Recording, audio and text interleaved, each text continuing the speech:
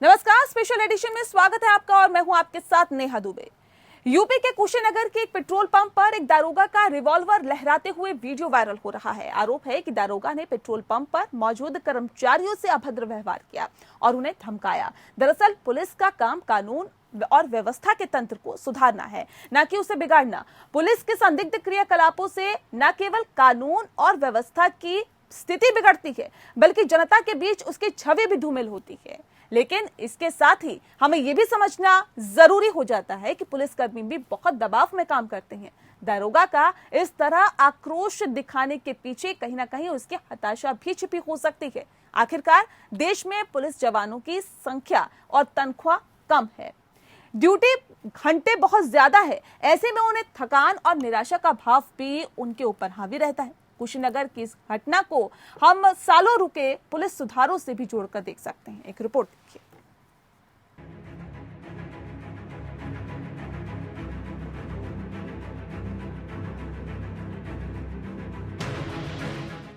उत्तर प्रदेश के कुशीनगर में गुरुवार की रात पेट्रोल पंप पर नेबुआ नौरंगिया थाने के एक दरोगा ने रिवॉल्वर लेकर मैनेजर और कर्मचारियों को दौड़ा लिया।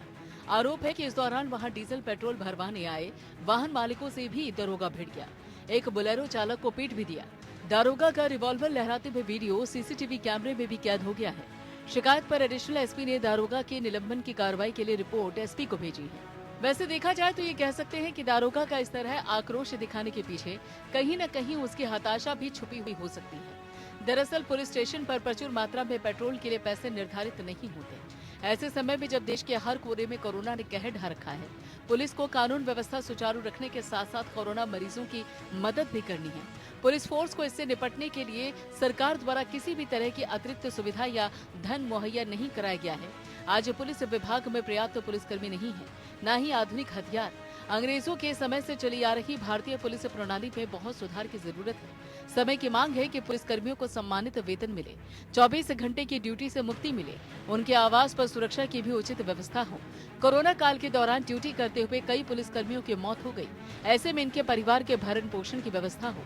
पुलिस जवानों की संख्या और तनख्वाह कम है, ड्यूटी के घंटे बहुत अधिक, ऐसे में उनमें थकान और निराशा का अभाव बना रहता है। यही वजह है कि कई बार पुलिस पर अपराधी भारी पड़ते हैं। पुलिस रिफॉर्म्स की बात हम बहुत पहले से करते आए हैं, लेकिन इस दिशा में सरकारों द्वारा उठाए गए छोटे मोटे कदम केवल कागजों में सिमट कर रह जाते हैं और वास्तविकता जस की तस बनी रहती है। देश में 1977 में जनता पार्टी की सरकार बनने के बाद राष्ट्रीय पुलिस आयोग का गठन किया गया था, जिसका मुख्य उद्देश्य पुलिस सुधार के लिए अनुशंसा करना था। इस आयोग ने रिपोर्ट देने की शुरुआत 1981 से की। फरवरी 1978 और मई 1981 के बीच इसने कुल 8 रिपोर्ट दी। प्रथम 2 रिपोर्ट के बाद ही 1980 में जनता पार्टी की सरकार गिर गई और इंदिरा गांधी सत्ता में वापस आई और इसके बाद से इस आयोग के अस्तित्व पर ही संकट के बादल मंडराने लगे। आयोग के अनुसार हर प्रदेश में एक स्टेट सिक्योरिटी कमीशन का गठन होना चाहिए। उसके अन्वेषण संबंधी कार्य को शांति व्यवस्था संबंधी कार्य से अलग किया जाना चाहिए। पुलिस प्रमुख की नियुक्ति एक विशेष प्रक्रिया के द्वारा होनी चाहिए ताकि केवल योग्य व्यक्ति का ही इस जिम्मेदार पद के लिए चयन हो सके। चयन होने के पश्चात उनका न्यूनतम सेवाकाल होना चाहिए और एक नए पुलिस अधिनियम को लागू किया जाना चाहिए। दुर्भाग्य से इन संस्तुतियों पर कोई खास कार्रवाई नहीं हुई। कुछ कम महत्व की संस्तुतियों को स्वीकार करके शेष पूरी रिपोर्ट को नजरअंदाज कर दिया गया। हर सरकार को यही ठीक लगा कि पुराना ढांचा ही बना रहे और पुलिस का वो जैसा भी उपयोग या दुरुपयोग करना चाहे कर सके। राष्ट्रीय पुलिस आयोग की रिपोर्ट के अनुसार पुराना ढांचा बदलना होगा। जिन संस्तुतियों पर आज तक कोई कार्रवाई नहीं हुई, उन पर कार्रवाई होनी चाहिए। हर सरकार पुलिस को अपने मनमाने ढंग से उपयोग कर रही है, जिससे पुलिस की कार्रवाई का दुरुपयोग किया जाता है। सरकारों के इस रवैये की आड़ में कुछ स्वार्थी पुलिस अधिकारी भी कानून की बारीकियों का सहारा लेकर रक्षक से भक्षक बनने का काम करते हैं, जिससे पुलिस जैसी प्रतिष्ठित संस्था की छवि दागदार हो रही है। जिस उद्देश्य के लिए राष्ट्रीय पुलिस आयोग का गठन किया गया था, वो पूरी तरीके से कारगर होना चाहिए, तभी पुलिस का सही ढांचा और कार्य संभव हो पाएगा।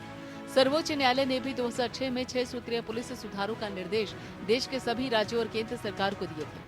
इनमें से एक निर्देश हर प्रांत में राज्य सिक्योरिटी कमीशन के गठन का है, जिसके द्वारा राज्य में समय समय पर स्थिति का आकलन कर कानून व्यवस्था को मजबूत बनाने के लिए उपाय सुझाना था। यदि राज्यों में इस कमीशन का गठन हो गया होता तो पुलिस विभाग में स्थिति बेहतर होती, पर अभी तक देश में पुलिस सुधारों की दिशा में कोई संतोषजनक प्रयास किया ही नहीं गया है। पुलिस की कार्यप्रणाली को बेहतर बनाना समय की मांग है, क्योंकि अपराधी बेलगाम होते जा रहे हैं। पुलिसकर्मियों की कमी और अत्याधुनिक तकनीक के अभाव में ही राजनीतिक दबाव के कारण पुलिस का कार्य प्रभावित हो रहा है। पुलिस की कार्यप्रणाली को बेहतर बनाने के लिए सर्वप्रथम जनसंख्या के आधार पर पर्याप्त पुलिसकर्मियों की व्यवस्था करना जरूरी है। तत्पश्चात अत्याधुनिक तकनीक और हथियारों के साथ ही कार्य करने की स्वतंत्रता सुनिश्चित करना जरूरी है। अगर जल्द इस दिशा में ठोस कदम नहीं उठाए गए तो कुशीनगर जैसी और भी घटनाएं सामने आती रहेंगी। Bureau report.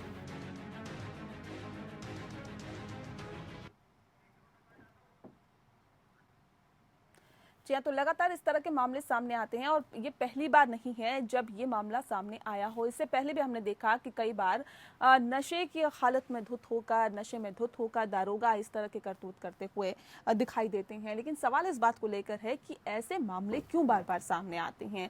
इसके साथ ही हमें ये भी समझने की यहाँ पर ज़रूरत है कि पुलिसकर्मी भी बहुत दबाव में काम करते हैं। 24-24 घंटे काम करना, तनख्वाह कम होना और बहुत सारी दिक्कतों का सामना करना उन्हें पड़ता है। लिहाजा ये भी एक वजह है कि वो आक्रोशित दिखाई देते हैं और हताशा में कहीं ना कहीं इस तरह के कदम उठा जाते हैं। लेकिन आखिर यहाँ पर हमें ये भी समझने वाली बात है कि इस तरह के हरकतों से, इस तरह के करतूतों से जाहिर तौर पर कहीं ना कहीं पुलिस की छवि भी धूमिल होती है। तो जाहिर तौर पर इस तरह के कदम उठाने से पुलिस कर्मियों को बचना चाहिए। पुलिस जवानों की संख्या कम है, तनख्वाह कम है, ड्यूटी के घंटे बहुत ज़्यादा है। ये भी कहीं ना कहीं एक थकान का कारण बनता है और निराशा भाव इस वजह से भी पुलिस कर्मियों में बना रहता है। कुशीनगर की इस घटना को हम सालों रुके पुलिस सुधारों से भी जोड़कर देख सकते हैं। तो क्या पुलिस व्यवस्था में सुधार की ज़रूरत है और कहाँ तक ज़रूरत इस को समझे, क्योंकि और सवाल इस बात को लेकर भी है कि क्या ये सुधार पहले हो जाना चाहिए और क्या अभी भी वक्त बहुत ज़्यादा नहीं निकला है, अभी भी इस सुधार को किया जा सकता है और इस सुधार के बाद किस तरह के बदलाव हम देख सकते हैं। ऐसे बहुत सारे सवाल हैं जिसका आज हम विश्लेषण करेंगे, क्योंकि हालात कुछ इस कदर है कि कोविड के मद्देनजर पुलिसकर्मियों पर भी लगातार दबाव और ज्यादा बढ़ता जा रहा है। पहले से ही पुलिसकर्मियों की संख्या कम है, ऊपर से कोविड की वजह से जगह जगह पर उनको ड्यूटी में तैनात कर दिया जाता है। 24-24 घंटे की ड्यूटी जाहिर तौर पर किसी भी व्यक्ति के लिए बहुत ज्यादा प्रेशर वाली होती है। और ऐसे में जब पुलिसकर्मी की अगर हम बात करते हैं, तनख्वाह कम होना, बहुत ज़्यादा फैसिलिटीज़ नहीं मिलना और ऐसे में मूलभूत सुविधाएं जो होती है, ये भी कहा जा सकता है कि वहाँ पर भी कहीं ना कहीं इन्हें दिक्कतों का सामना करना पड़ता है। जब हर व्यक्ति अपने त्योहारों को बहुत सलीके से मना रहा होता है, तब पुलिसकर्मी ड्यूटी कर रहे होते हैं। त्योहार पर्व के वक्त भी पुलिसकर्मियों की ड्यूटी होती है। इलेक्शन, जब लोकतंत्र का पर्व मनाया जा रहा होता है, तब भी पुलिसकर्मी ड्यूटी कर रहे होते हैं। पुलिस हेडक्वार्टर की भी आज हम बात करेंगे कि पुलिस हेडक्वार्टर जब पुलिसकर्मियों को रहने के लिए दिया जाता है तो वहाँ पर किस तरह की दुर्दशा होती है और कहाँ कहाँ पर दिक्कतों का सामना करना पड़ता है। कई बार इस तरह की भी खबरें निकल के सामने आती है जब पुलिस कर्मियों को गश्त के लिए तो कह दिया जाता है, लेकिन उनके पास पेट्रोल के पैसे उन्हें अलग से नहीं दिए जाते हैं। तो जाहिर तौर पर यहाँ पर भी कहीं ना कहीं उन्हें दिक्कतों से दो चार होना पड़ता है। अधिकारियों का दबाव, ड्यूटी पर रहने का दबाव और उसके बाद जनता की सेवा करने का दबाव, ये तमाम जो दबाव है कहाँ तक ये कहा जा सकता है कि पुलिस कर्मियों के ऊपर और ज़्यादा प्रेशर नहीं बढ़ाते हैं या उनको हताश और निराश करने की तरफ अग्रसर नहीं करते हैं। इसका आज विश्लेषण हम करने की कोशिश करेंगे।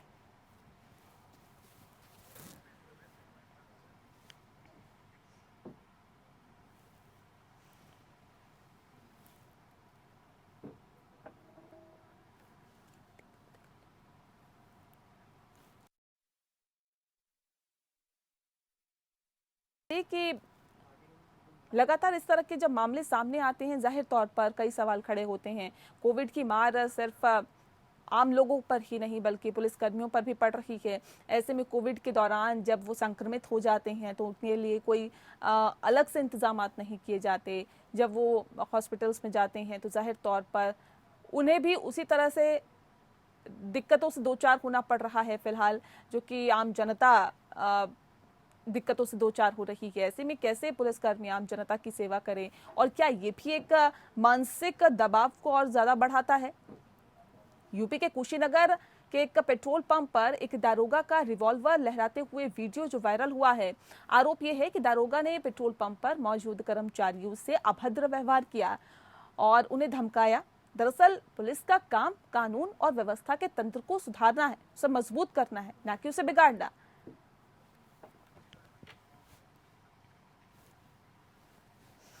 तो आज इस विषय पर हम तफसील से चर्चा करेंगे। हमारे साथ खास मेहमान मौजूद हैं, उनसे आपका परिचय करा देते हैं। देवदत्त जी हमारे साथ हैं, एक्स IAS हैं, और साथ ही हमारे साथ डॉक्टर आदित्य आर्य जी जुड़ गए हैं जो कि एक्स DGP हैं। डॉक्टर मनोज कुमार जी हमारे साथ जुड़ गए हैं जो कि सीनियर लॉयर हैं सुप्रीम कोर्ट के। आप सभी का बहुत स्वागत है हमारे खास कार्यक्रम स्पेशल एडिशन में। सबसे पहला सवाल मेरा आपसे है डॉक्टर आदित्य सर, ये फ्रस्ट्रेशन की अगर हम बात करें, हम हताशा निराशा की बात करें, सर क्या आपको लगता है ये हताशा और निराशा क्यों, क्या वजह इसके पीछे आप मानते हैं, क्योंकि लगातार इस तरह के सर मामले सामने आ रहे हैं?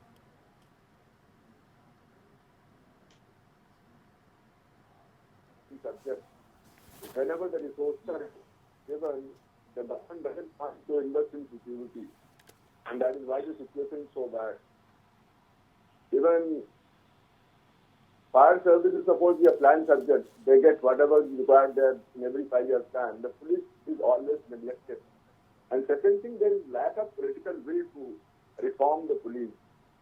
They want to keep the police as their handmaiden, and whenever they want, they can use the police for the party, any party concerned, party in power. They don't want to leave it. And despite the concerns, direction to the Supreme Court, nothing has been done. Only window dressing is done.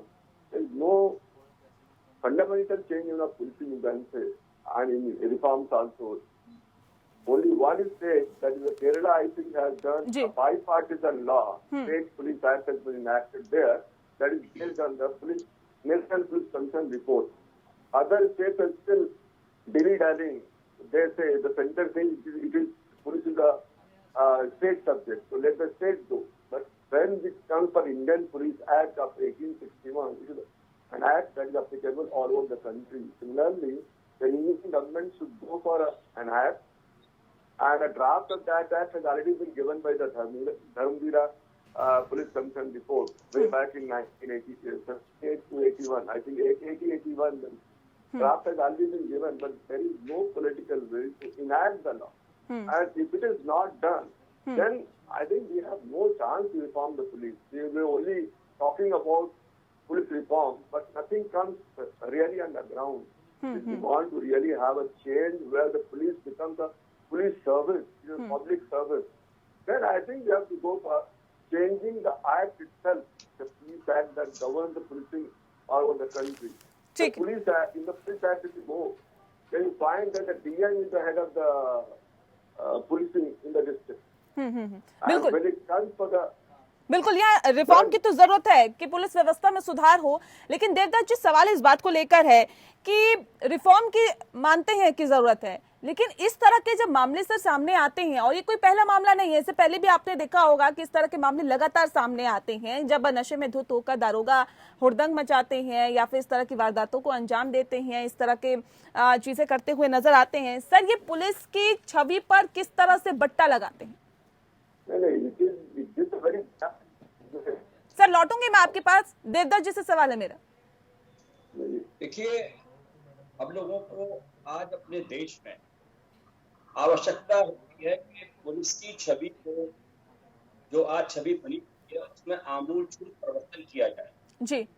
और सबसे पहला behaviour और approach policeman की कैसी हो, जैसे foreign countries में आपने देखा होगा कि एक रेस्पेक्ट के साथ पुलिस अफसर बात करते हैं पब्लिक के साथ। आज स्थिति ये बन गई है कि पुलिस मित्र की तरह से न रह करके पुलिस हमारी शत्रु की तरह से एक बिहेव करती है जनरल पब्लिक के साथ। पुलिस भी हमारे सोसाइटी का एक पार्ट एंड पार्सल है। बिल्कुल। केवल कमी इस बात की है कि यदि उनकी प्रॉपर ट्रेनिंग हो और उनका प्रॉपर जो है उनकी कन्विंसिंग हो उनके अंदर कि ज्वाइनिंग ऑफ सर्विस से पहले ही उनका ट्रेनिंग प्रोग्राम हो ऐसा कि आपको मित्र की भांति कैसे बिहेव करना है। मैं समझता हूँ सबसे पहली आवश्यकता इस बात की है। रिफॉर्म्स तो बहुत लंबी बात है। पहले तो हमें बिहेवियरल चेंजेस करने की आवश्यकता है अपने पुलिस फोर्स के अंदर। आज अगर आप देखें, अभी मैं एक घटना बताता हूं आपको। मेरा जो चालक है मुझे बता रहा था कि अभी एक शमशान घाट के सामने ही एक रेहड़ी वाला एक रेहड़ी लगाया हुआ था। वहां पर कोई पीसीआर गई, पीसीआर वाले ने उसको 100 रुपया डिमांड किया। उसके बाद उसने पैसे नहीं दिए तो उसकी रेहड़ी को वही शमशान घाट के सामने ही उसको पलट दिया और नाराज होकर चले गए। तो रेहड़ी वाले हो, चाहे छोटा व्यक्ति हो, चाहे बड़ा व्यक्ति हो, आज पुलिस से खौफ खाता है। तो आज आमूलचूल परिवर्तन की आवश्यकता है कि हम पुलिस स्टेशन पर अगर जा रहे हैं तो हमें ये डर ना हो कि हमारे साथ मिसबिहेवियर होगा, गाली गलौच होगी। थाने में व्यवहार जो हमारा होता है, वो इंटरेक्शन हमारा होता है सीधे मुंशी जी से। एफआईआर दर्ज कराते हैं तो एफआईआर दर्ज नहीं होती हैं और ये भी प्रेशर पड़ता है। मैंने अपनी सर्विस में देखा है जिला मजिस्ट्रेट के रूप में और कमिश्नर के रूप में कि कोशिश ये होती है कि आंकड़े कम से कम दिखाए जाएं ताकि गुड वर्क की श्रेणी में आ जाए। तो ये जो चीजें हैं उसको अवॉइड करने की आवश्यकता है।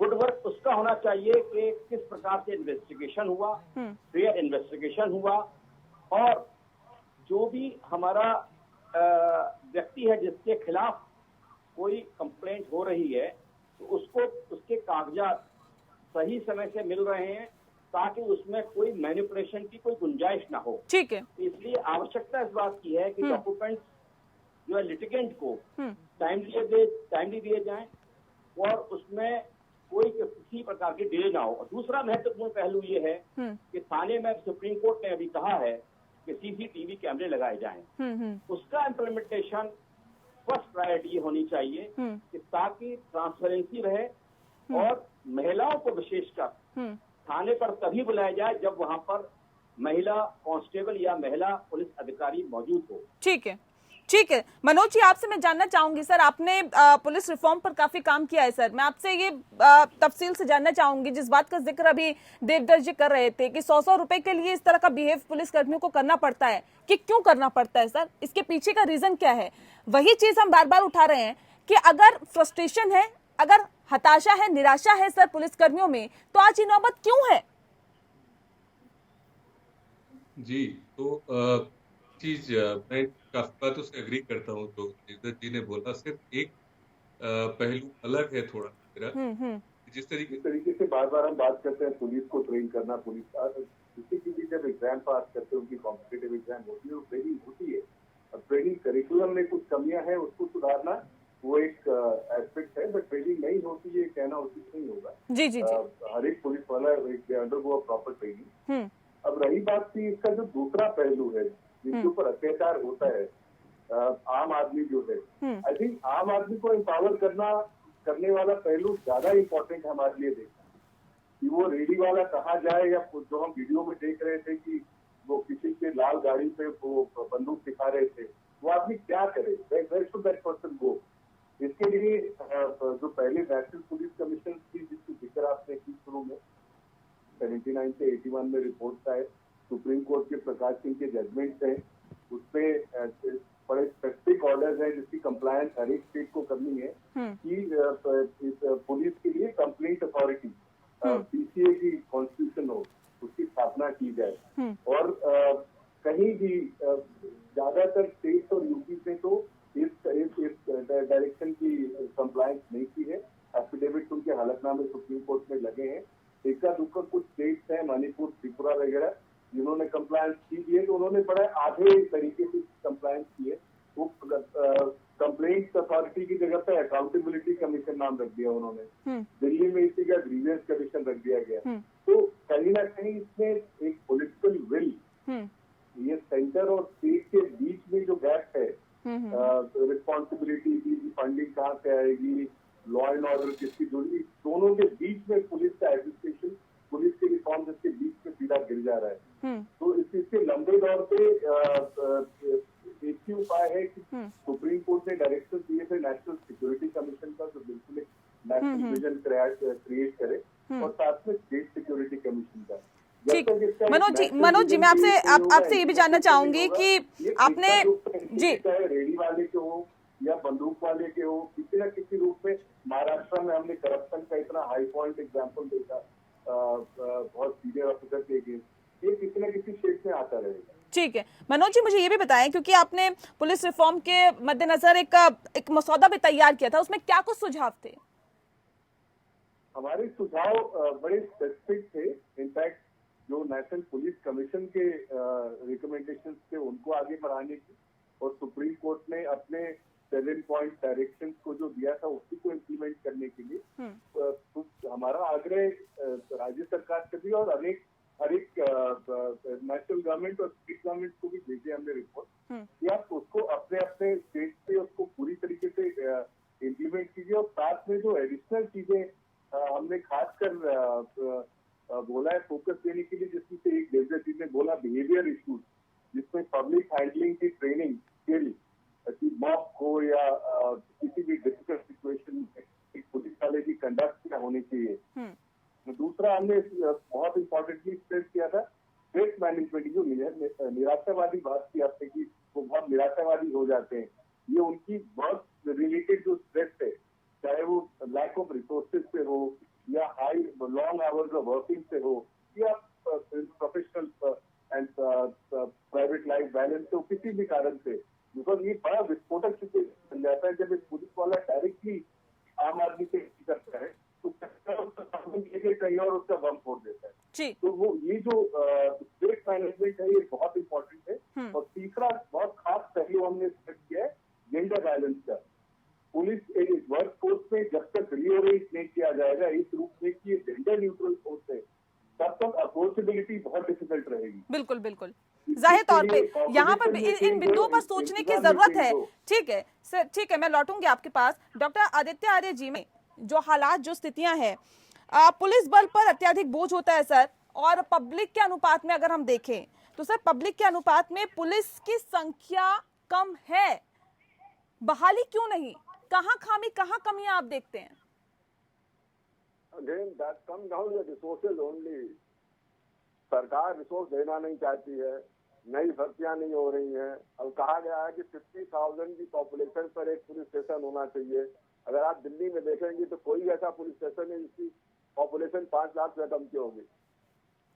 अभी तो कुछ थोड़ा नंबर बढ़ गया है, पहले जब हम डिस्ट्रिक्ट में काम करें इसमें तो काफी कम पुलिस स्टेशन थे, अब तो काफी ज्यादा हो चुके हैं। बट स्टिल आज भी जो है अगर देखा जाएगा तो एक पुलिस थाने की जो जनसंख्या है स्टैंडर्ड से बहुत ज्यादा है, उसके अनुसार हमको आदमी नहीं मिलते। दूसरा कभी कभी क्या होता है, पुलिस जो है वो केसेस जो पूरा रजिस्टर नहीं करती है, रिफ्लेक्ट नहीं करती कितना क्राइम हो रहा है, और ये affect on the man power. तो हम जब चाहते हैं सरकार से कि हमको मैन पावर और दीजिए, और केसेस जो है वो नीचे लग जा रहे हैं, कम होते जा रहे हैं, तो कहते हैं किस लिए आपको एडिशनल फोर्स चाहिए। तो प्रॉब्लम दोनों तरफ से है। हम लोग कहीं वर्किंग करते हैं, केस रजिस्टर नहीं करते हैं, तो हम उसको रिफ्लेक्ट नहीं कर पाते हैं, उनकी मैन पावर चाहिए। होना ये चाहिए कि फ्री रजिस्ट्रेशन करें so that they can talk to the government कि साहब इतना ज्यादा क्राइम हो रहा है, और इसको कंट्रोल करने के लिए, प्रॉपर इन्वेस्टिगेट करने के लिए, लॉ एंड ऑर्डर को मेंटेन करने के लिए हमको इतनी फोर्स चाहिए। जो स्टैंडर्ड दिया गया, बीसीआर इंडी ने स्टैंडर्ड फिक्स कर रखा है कि एक सब इंस्पेक्टर जो है साल भर में 50 केस जो है इन्वेस्टिगेट करेगा। और आप अभी देखेंगे तो एक के पास 100 केस पड़े होंगे, पेंडिंग पड़े हुए हैं, going on for some time. तो प्रॉब्लम वही है, रिसोर्सेज पर जाकर के होती है। लेकिन कुछ ऐसी चीजें हैं जिसको जो पुलिस लीडरशिप है वो अपने लेवल पर कर सकती है। आई रिमेम्बर मैं 1991 में एडिशनल डीसीपी साउथ था, और I was heading squad called anti auto theft squad of south district. हमारे एक इंस्पेक्टर थे जो इंचार्ज थे, उन्होंने करीब 52 गाड़ियां जो है different part of the country से डिटेक्ट कर लिया, उनको वहां से लाने की बात थी। और हमारे उस समय डीसीपी थे मिस्टर नीरज कुमार, हुआ the commissioner of Delhi police, all of you might be remembering it. उनसे मैंने रिक्वेस्ट किया कि सर को ऐसा चाहिए जिससे हम आदमी को भेज करके गाड़ियों को यहाँ तक ला सके। उन्होंने कहा आप स्पेशल वो एडिशनल सीपी से जाके एडिशनल सीपी के पास गया, तो ultimately I landed with the CP, commissioner of police के पास पहुंच गया मैं, और उसमें कमिश्नर ऑफ पुलिस थे राजा विजय करण। उन्होंने पैसा देने से इनकार कर दिया। जी पैसा हमने कहा था सीक्रेट सर्विस से दीजिए, मैं जैसे ही आदमी वापस लेकर के आएगा recoup it from the people, जिसकी गाड़ियां हम लेकर के आएंगे उनसे रिक्वेस्ट करेंगे भाई ये ट्रांसपोर्टेशन चार्ज है, उसका हम उनको बाकायदे बिल दे देंगे और उनसे हम उतना चार्ज कर लेंगे।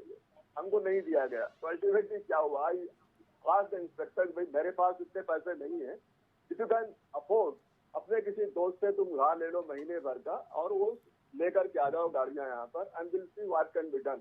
और उसमें क्या हुआ, उससे एक पर्टिकुलर कंप्लेनेंट जिसकी गाड़ी चोरी हुई थी उसके बाद क्या फरीदाबाद में थे, उस इंस्पेक्टर की बाकायदे जो बातें हुई थी उसको रिकॉर्ड किया गया, उसके आधार पर डिपार्टमेंटल एक्शन शुरू कर दिया। जी और जब डिपार्टमेंटल का ऑर्डर मिल गया उसको मेजर पनिशमेंट का, then the fellow comes to me कि सर आपने कहा था देखिए क्या हुआ। I said okay relax with that order जो हमारे पास में आया था। I went directly to the commissioner, I didn't ask anybody in between, I went to the commissioner, I said sir you I came to you, you didn't give the money to me, it is he has done it on my instruction to take action against me, not the inspector. So ultimately anyway the inquiry was filed, nothing happened to him, and the thing is that departmental action also you have to look into it under what circumstances something has happened और उसको हम mitigate करने की बात नहीं करते हैं। Thereafter Raja Vijay Karwan very magnanimous, I'll say, he was very forthright and he sanctioned all those money whatever spent in bringing the thing from various parts of the country, Kerala, Andhra and whatnot, from the office expenses, and the money was recouped. So this is how it happens. Sometimes the leadership, the police leadership itself can do it. बिल्कुल sir, ये खामियां कमियां हैं, जाहिर तौर पे इसको पाटने की जरूरत है, लेकिन यहाँ पर सवाल इस बात को लेकर भी है कि जो कमियां हैं उसको तो दूर की जाए। लेकिन अगर आपसे जानना मैं चाहूंगी देवदत्त जी कि जनवरी 2016 में राज्य पुलिस बल में 24% रिक्तियां थी सर। संयुक्त राष्ट्र के मानक के अनुसार 1 लाख व्यक्तियों पर 222 पुलिसकर्मी होने चाहिए। अगर इस तरह की दिक्कतें हैं तो इन कमियों को दूर कैसे किया जा सकता है? इन खाली पदों को भरना कितना जरूरी हो जाता है? हम बार बार इस बात को कहते हैं कि लॉ एंड ऑर्डर खराब है, पुलिस कुछ काम नहीं कर पा रही है, पुलिस कानून व्यवस्था को बेहतर तरीके से हैंडल नहीं कर पा रही है, लेकिन जब सर इस तरह की जब स्थितियां होगी तो कैसे उम्मीद की जाए? देखिए, एक और हम पुलिस के ऊपर ये आरोप लगाते रहते हैं कि हमारा लॉ एंड ऑर्डर ठीक नहीं है, लेकिन मैं दूसरा पक्ष भी रखना चाहूंगा। हमारे पुलिस पर्सनल 24 घंटे में से 18 घंटे काम करते हैं। उनकी वर्किंग कंडीशंस कैसी हैं, इसके बारे में भी विचार करने की आवश्यकता है। मैं समझता हूं कि पुलिस फोर्स की यदि कमी है तो उस समय गवर्नमेंट तो अपना रिक्रूटमेंट करेगी ही, लेकिन कम्युनिटी पुलिसिंग की एक व्यवस्था होनी चाहिए। मैं पब्लिक पुलिस के मेंबर्स हैं कैप्सी में करीब 22,000 कंपनीज के 80 लाख सिक्योरिटी गार्ड और उसके हायर अप्स हैं। इसके अलावा हर थाना क्षेत्र में, चाहे गांव में हो शहर में हो, रिटायर्ड हमारे आर्मी के ऑफिसर्स, आर्मी पर्सनल रहते हैं, पुलिस फोर्स रहती है जो रिटायर हो गई है। हर थाने में उन लोगों का उपयोग अगर किया जाए और वो लोग उनके ईयर्स, आईज और नोज बन जाएं, तो मैं समझता हूं कि उनको सारी सूचनाएं थाने पर मिल जाएंगी और थाने को भी लॉ एंड ऑर्डर कंट्रोल करने में काफी मदद बिल्कुल। मनोज जी, आपसे मैं जानना चाहूंगी कि पुलिस रिफॉर्म की लगातार हम बात कर रहे हैं कि कहां कहां पर व्यवस्थाओं में सुधार की जरूरत है सर। ऐसे में अदालत ने वक्त वक्त पर पुलिस के समर्थन में कई टिप्पणियां की है, उन टिप्पणियों के बारे में आप हमें बताएं। कोर्ट का जो प्रकाश सिंह में जजमेंट आया था वो एक तरीके से मौका था जब पूरे टोटलिटी में सुप्रीम कोर्ट ने इस इशू को डील किया था। इसके अलावा कोर्ट को हमेशा केसेस आते हैं पुलिस एट्रॉसिटी के रिट पिटिशन के द्वारा या सुओ मोटो पिटिशन से जब कोर्ट कॉग्निजेंस मिलती है तो टाइम टू टाइम अपॉर्चुनिटी मिलती है और डायरेक्ट कोर्ट का यदि रुझान देखा जाए तो जो प्रकाश सिंह का जजमेंट है वो एक तरीके से बिल्कुल लैंडमार्क जजमेंट है, जिसमें सुप्रीम कोर्ट ने अपने पास पहले के नेशनल पुलिस कमीशन के रिकमेंडेशन को इम्प्लीमेंट करने में 7 पॉइंट डायरेक्शन जी, और उसी पे अभी तक कार्रवाई पेंडिंग है सुप्रीम कोर्ट से, जिसमें कंप्लायंस और हलफनामे फाइल होते हैं हर एक स्टेट में। 2013 में एक और पिटिशन फाइल हुआ है जिसमें इसको एक्सपेडाइट करने की रिक्वेस्ट की गई है जो कोर्ट के सामने अभी पेंडिंग है। तो कोर्ट का मोरलेस जो नेशनल पुलिस कमीशन के रिकमेंडेशन है जो पहले से हम पास कर रहे थे, पर्टिकुलरली जो 2-4 चीजें और खासकर बहुत ठोस रिकमेंडेशन है, पॉलिटिकल इंटरफियरेंस पुलिस के एडमिनिस्ट्रेशन में कम से कम की जाए या बिल्कुल अलग की जाए। इसको लेके कोर्ट में डीजीपी को जो पोजीशन है head of the police of the state, उनकी एक फिक्स सीनियर के पास ताकि शॉर्ट सीनियर वाले लोगों को एलिमिनेट और लोग आए वहां पे। सिमिलरली जो उसके नेक्स्ट लेवल है आई और बाकी पुलिस ऑफिसर जो उनकी मिनिमम सीनियर हो तो पॉलिटिकल इंटरफेरेंस के पास तो पोस्टिंग के केसेस में जो पीडीपी काम करती है उनकी कॉम्पिटिशन ऐसी हो, पॉलिटिकल इंटरफेरेंस उनमें ना हो।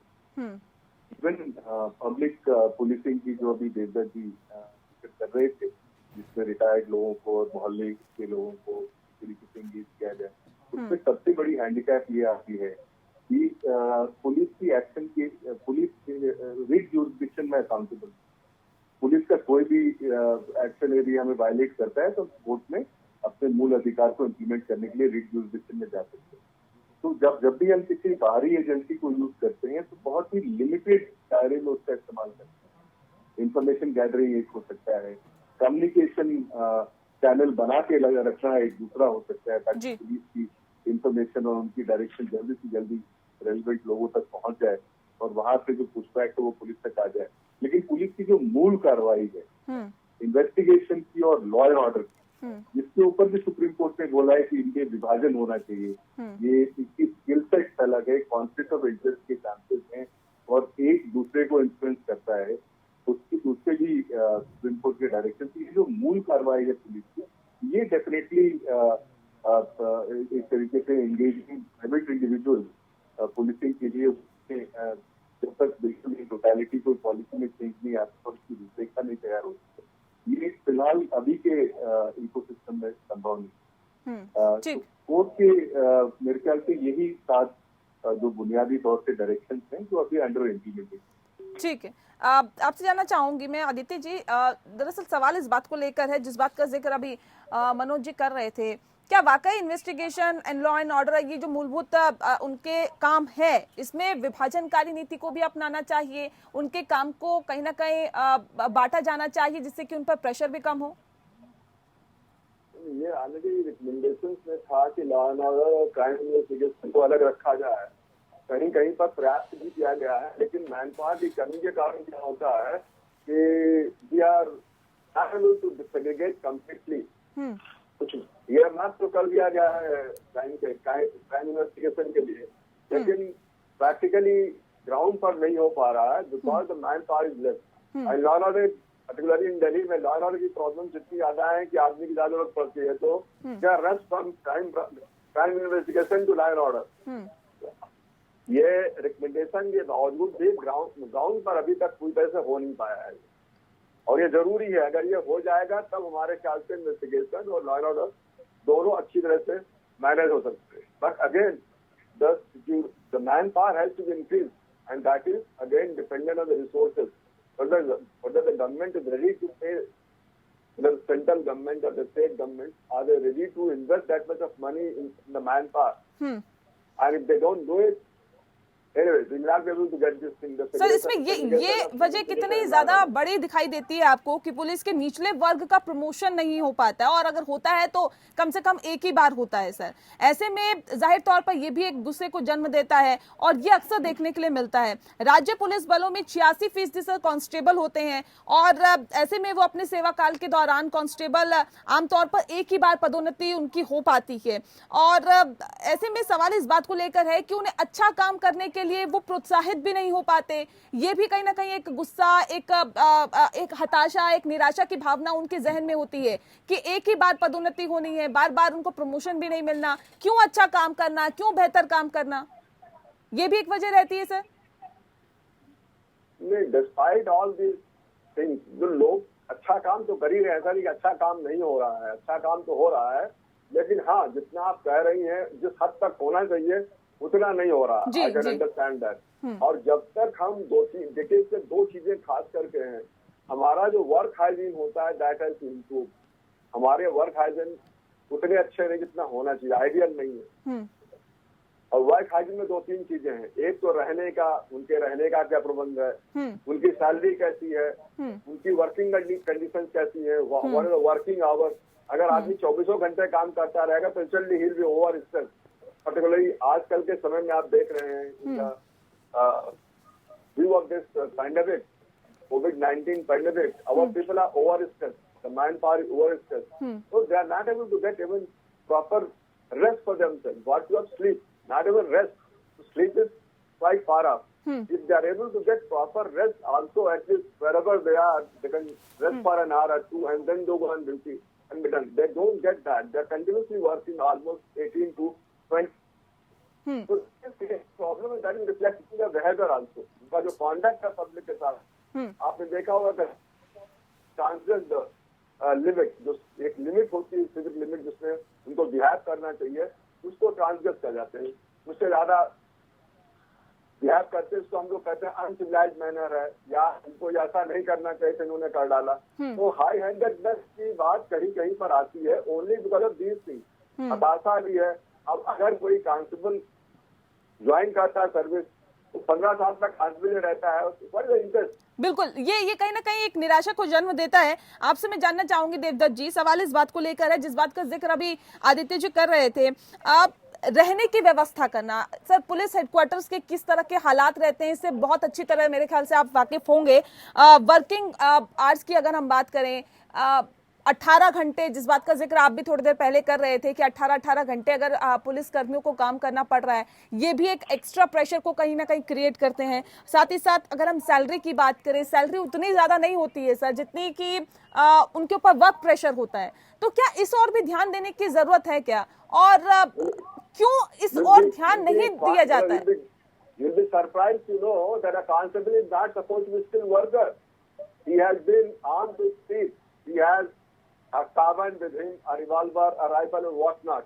But he's not a skilled worker. He's a semi-skilled worker, that too lately.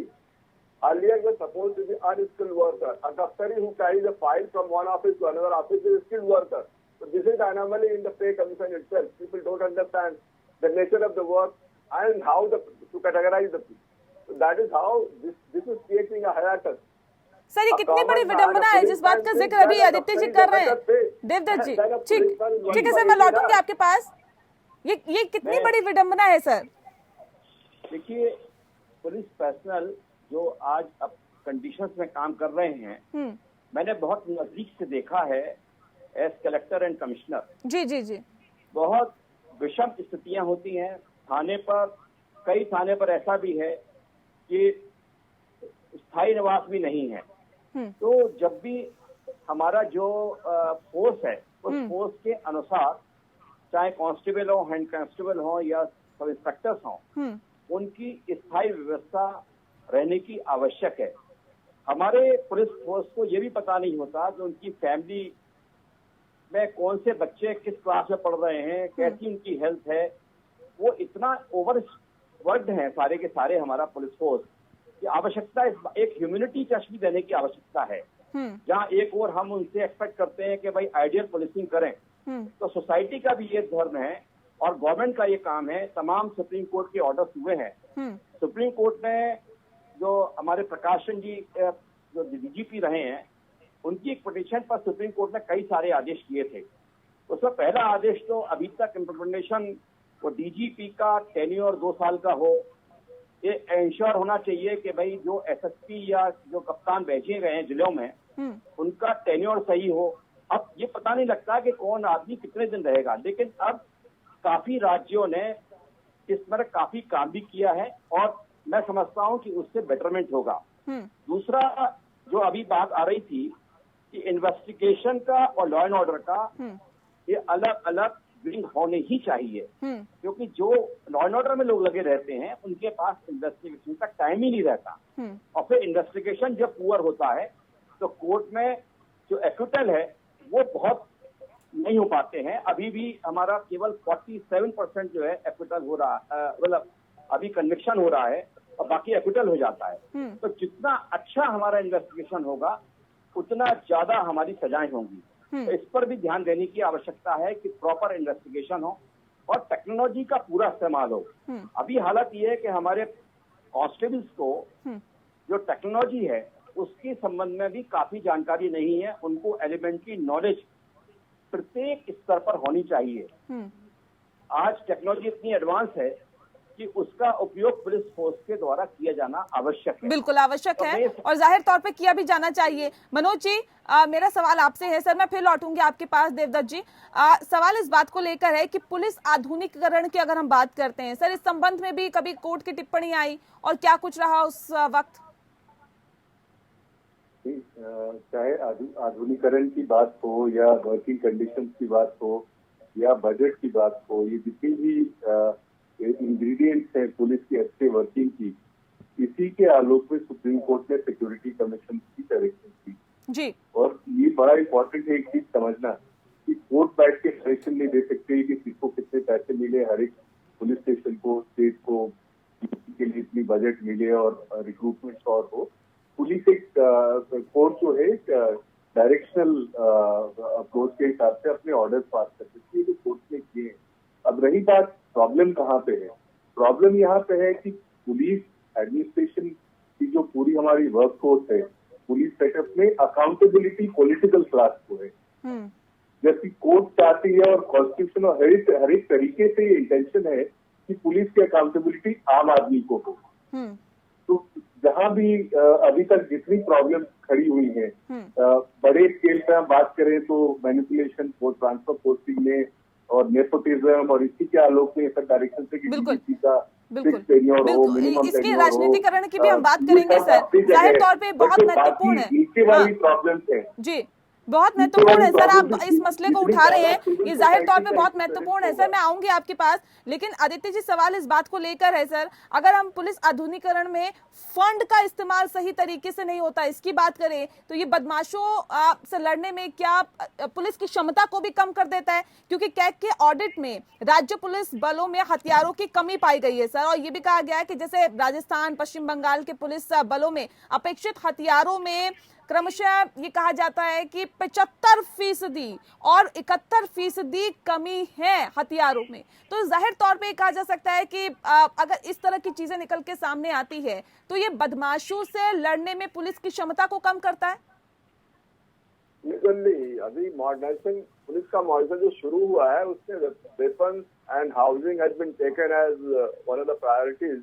उसमें सेंट्रल गवर्नमेंट उनको एड भी दे रही है, but this is the gap is that supply and demand has a very wide gap, but yes, it is required. जो आप कह रही हैं जरूरी है, लेकिन अभी इसमें थोड़ा सा इजाफा हुआ है, सरकार कुछ कर रही है, but again the demand is very high, supply is very low. Comparatively, it will take long time for the government to fill up the gap. जब तक वो नहीं होगा तब तक तो पुलिस जैसे भी है इसी से इनको काम चलाना पड़ेगा, and that creates problem at times. Singles are far ahead in weapons and other things, in communication also, but slowly we are picking up.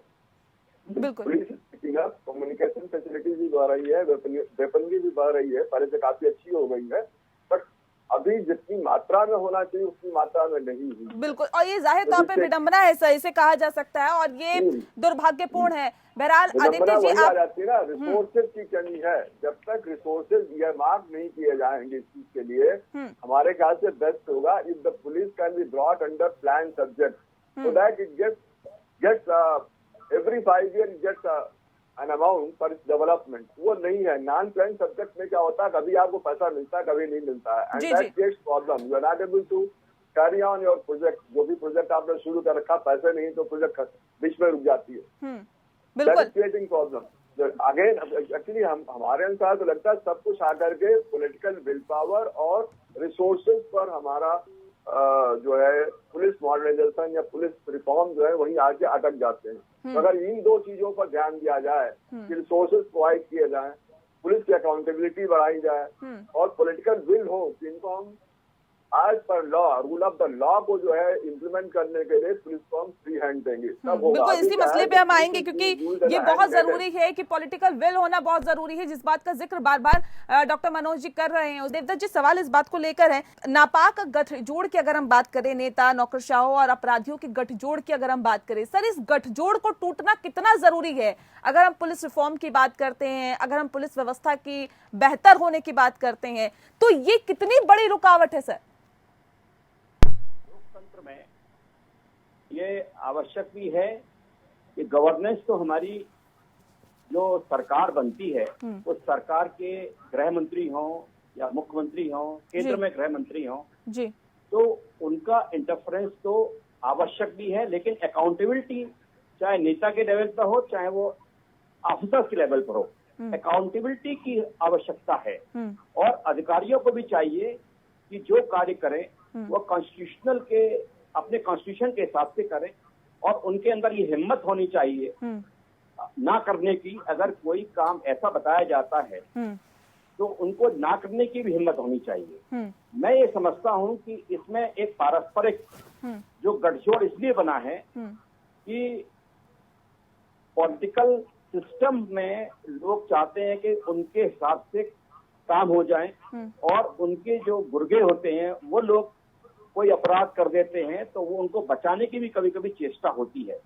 तो मेरा इसमें यही कहना होगा कि ये सीनियर ऑफिसर्स को देखने की आवश्यकता है कि वो उनके अंदर ये हिम्मत जुटाने की आवश्यकता है कि आप अगर कॉन्स्टिट्यूशनल काम करेंगे तो आपका कोई अहित नहीं हो। मैं समझता ये हूँ कि इस समय सुप्रीम कोर्ट ने भी इस संबंध में काफी डायरेक्शन इशू की हैं, कई सेल्स के लिए भी बात कही गई है। मैं जिक्र करना चाहूंगा सुप्रीम कोर्ट के एक ऑर्डर की, जिसमें उन्होंने पुलिस कंप्लेंट्स अथॉरिटीज की कॉन्स्टिट्यूशन की बात भी कही थी। अगर इस तरह के गठजोड़ में कोई पुलिस ऑफिसर भी अगर आता है तो उसके खिलाफ भी कंप्लेंट अगर की जा सकती है तो उसमें इन्वेस्टिगेशन भी किया जाना चाहिए। ठीक है। इसके अलावा मैं चाहूंगा कि नेशनल सिक्योरिटी कमीशन, इसकी भी एक महत्वपूर्ण भूमिका है, और पुलिस एस्टेब्लिशमेंट बोर्ड सभी राज्यों में होने की इसलिए आवश्यकता है कि पुलिस एस्टेब्लिशमेंट बोर्ड के द्वारा ही सीनियरिटी के हिसाब से, इंटीग्रिटी के हिसाब से और कार्य क्षमता के हिसाब से अधिकारियों की पोस्टिंग की जाए। ठीक है मनोज जी, सवाल इस बात को लेकर है सर, हम इस गठजोड़ की बात करते हैं, पुलिस व्यवस्था में सुधार की बात करते हैं, लेकिन सर जब ये गठजोड़ की बात आती है तो ये भी ध्यान में रखना बहुत जरूरी हो जाता है कि एडीआर की रिपोर्ट क्या कहती है सर? रिपोर्ट ये कहती है कि लोकसभा में 43% सांसद आपराधिक पृष्ठभूमि के हैं। ऐसे में क्या हम पुलिस व्यवस्था में सुधार की बात कर सकते हैं? क्या ये बैठे हुए सांसद चाहते हैं कि व्यवस्था सुचारू रूप से चले? क्या ये चाहते हैं कि वहां पर अपराध ना हो या फिर वहां पर भ्रष्टाचार ना हो? क्या ये चाहते हैं क्या? आपने बिल्कुल इस इशू के केंद्र बिंदु पे बात छेड़ी है। Political will versus political control, इसका जो बैलेंस है बहुत जगह स्टेटस को ही सूट करता है लोगों को, जो है वो व्यवस्था ठीक है, उसमें एक कंट्रोल की गुंजाइश है, चाहे वो member of parliament criminal record के खुद हो या इनडायरेक्ट कंट्रोल ही हो, बिकॉज स्टेट सब्जेक्ट है, हर एक स्टेट में ये प्रॉब्लम है, सिर्फ पार्लियामेंट की क्यों बात करें, हर एक लेजिस्लेचर में ये प्रॉब्लम है।